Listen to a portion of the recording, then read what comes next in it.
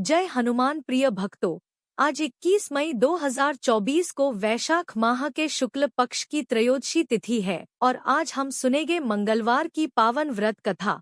मंगलवार को अंजनी पुत्र हनुमान जी का उपवास।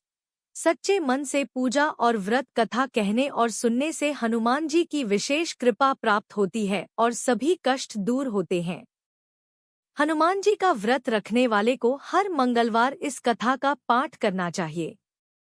हनुमान जी को पराक्रम, बल, सेवा और भक्ति के आदर्श देवता माने जाते हैं। इसी वजह से पुराणों में हनुमान जी को सकल गुण निधान भी कहा गया है।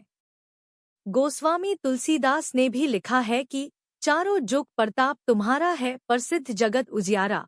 इस चौपाई का अर्थ है कि हनुमान जी इकलौते ऐसे देवता हैं जो हर युग में किसी न किसी रूप गुणों के साथ जगत के लिए संकटमोचक बनकर मौजूद रहेंगे। शास्त्रों में कहा गया है कि हनुमान जी की सेवा करने और उनका व्रत रखने से उनकी विशेष कृपा अपने भक्तों पर बनी रहती है।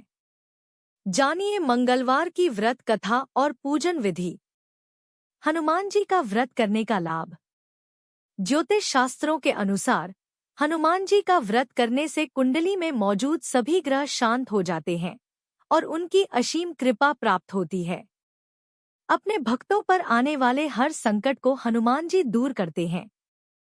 संतान प्राप्ति के लिए हनुमान जी का व्रत फलदायी माना जाता है। इस व्रत को करने से भूत प्रेत और काली शक्तियों का प्रभाव नहीं पड़ता है। मंगलवार का व्रत करने से सम्मान, साहस और पुरुषार्थ बढ़ता है। मंगलवार पूजन विधि। हनुमान जी का व्रत लगातार 21 मंगलवार करना चाहिए। मंगलवार के दिन ब्रह्मा मुहूर्त में उठकर स्नान वगैरह से निवृत्त होकर सबसे पहले हनुमान जी का ध्यान करें और व्रत का संकल्प करें। इसके बाद ईशान कोण की दिशा उत्तर पूर्व कोने में किसी एकांत स्थान पर हनुमान जी की मूर्ति या तस्वीर स्थापित करें। फिर गंगाजल के छींटे देकर उनका लाल कपड़ा धारण कराएं। फिर पुष्प, रोली और अक्षत के छींटे दें। इसके बाद चमेली के तेल का दीपक जलाएं और तेल की कुछ छींटे मूर्ति या तस्वीर पर डाल दें।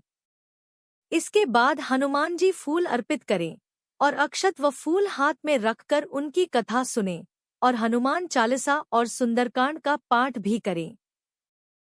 इसके बाद आप भोग लगाएं और अपनी मनोकामना बाबा से कहें और प्रसाद सभी में वितरण कर दें। अगर संभव हो सके तो दान जरूर करें।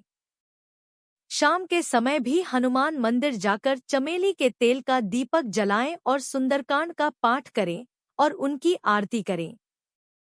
21 मंगलवार के व्रत होने के बाद 22वें मंगलवार को विधि विधान के साथ बजरंग बली का पूजा कर उन्हें चोला चढ़ाएं। उसके बाद 21 ब्राह्मणों को बुलाकर उन्हें भोजन कराएं और क्षमतानुसार दान दक्षिणा दें। मंगलवार व्रत कथा। एक समय की बात है, एक ब्राह्मण दंपत्ति प्रेम भाव से साथ साथ रहते थे, लेकिन उनकी कोई संतान न होने के कारण दुखी रहते थे। ब्राह्मण हर मंगलवार के वन जाकर हनुमान जी की पूजा करने जाता था और संतान की कामना करता था। ब्राह्मण की पत्नी भी हनुमान जी की बहुत बड़ी भक्त थी और मंगलवार का व्रत रखती थी। वह हमेशा मंगलवार के दिन हनुमान जी का भोग लगाकर ही भोजन करती थी। एक बार व्रत के दिन ब्राह्मणी भोजन नहीं बना पाई, जिससे हनुमान जी का भोग नहीं लग सका। तब उसने प्रण किया कि वह अगले मंगलवार को हनुमान जी को भोग लगाकर ही भोजन करेगी।